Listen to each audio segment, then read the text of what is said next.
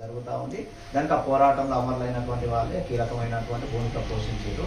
రెండవది విద్యుత్తును 28న విద్యుత్ ప్రైవేటీకరణకు వ్యతిరేకంగా హైదరాబాద్ బషీర్బాగ్లో పెద్ద ఎత్తున పోరాటం కొనసాగినటువంటి నేపథ్యంలో అప్పటి ప్రభుత్వము టీడీపీ ప్రభుత్వము చంద్రబాబు నాయుడు ముఖ్యమంత్రిగా ఉన్నటువంటి నేపథ్యంలో ఆ విద్యుత్ పోరాటం మీద కాల్పులతోటి గుర్రాలతో తొక్కించడం వల్ల కాల్పులు జరపడం వల్ల అనేక మంది చనిపోయినటువంటి పరిస్థితి ఉంది. 3 సిపిఎం పార్టీ కార్యకర్తలు చనిపోయినటువంటి పరిస్థితి ఉంది.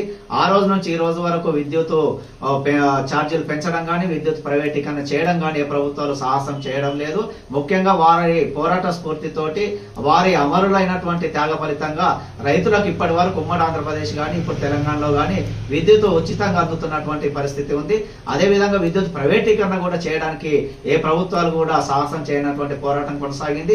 వారి యొక్క అమరుల త్యాగాన్ని కొనసాగిస్తామని చెప్పి సిపిఎం పార్టీ ప్రజలకు తెలియజేస్తా ఉన్నాం. వారితో పాటు ఇప్పుడు అధికారంలో ఉన్నటువంటి కేంద్రంలో బీజేపీ ప్రభుత్వం మళ్ళీ విద్యుత్ ప్రైవేటీకరణ చేసి ప్రజలకు భారాలు వేయాలని చూస్తా ఉంది. రైతులకు ఉచిత విద్యుత్ను ఎగ్గొట్టాలని చూస్తా ఉంది. దీనికి వ్యతిరేకంగా అప్పటి పోరాట స్ఫూర్తితో మళ్ళీ ప్రజలు పోరాడి ఈ విద్యుత్ ప్రైవేటీకరణకు వ్యతిరేకంగా విద్యుత్ను కాపాడుకోవాల్సినటువంటి అవసరం ఏర్పడుతుందని చెప్పి ప్రజానీకానికి తెలియజేస్తా ఉన్నాం. ప్రభుత్వాలు కూడా పునరాలోచన చేసుకుని విద్యుత్ను ఛార్జీలు పెంచడం కానీ ప్రైవేటీకరణ చేయడాన్ని కానీ మానుకోవాలని చెప్పి సిపిఎం పార్టీగా కేంద్ర రాష్ట్ర ప్రభుత్వాలకు హెచ్చరిక చేస్తా ఉన్నాం. మండల కేంద్రంలో పార్టీ ఆఫీసులో ఈరోజు విద్యుత్ అమరవీరులను స్మరించుకుంటూ వారికి పూలమాల వేసి నివాళులు అర్పించడం జరిగింది.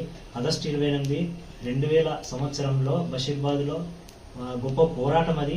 అప్పుడు గతంలో టీడీపీ చంద్రబాబు నాయుడు ఉన్న హయాంలో పెద్ద పోరాటం చేసి ఆ పోరాటంలో ప్రాణత్యాగం చేసిన విద్యుత్ అమరవీరులు వల్ల ఇప్పుడు విద్యుత్తు రైతులకు ఉచితంగా రాబోతుంది.